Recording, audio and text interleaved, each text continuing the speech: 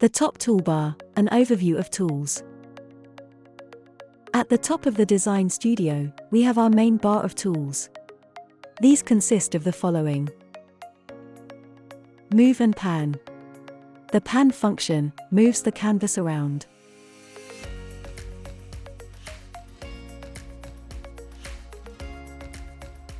Cut, copy and paste. The cut, copy and paste section, allowing you to cut, copy and paste items from your pages.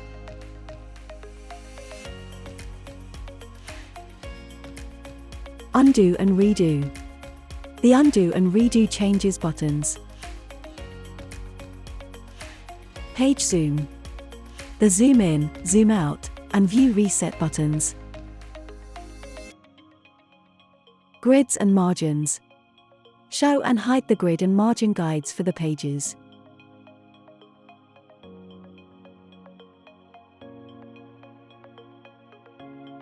Intro. A brief overview of the toolbar areas. Usually shows on first load. Notes. Add notes to your design to refer back to. Design help. The design and help section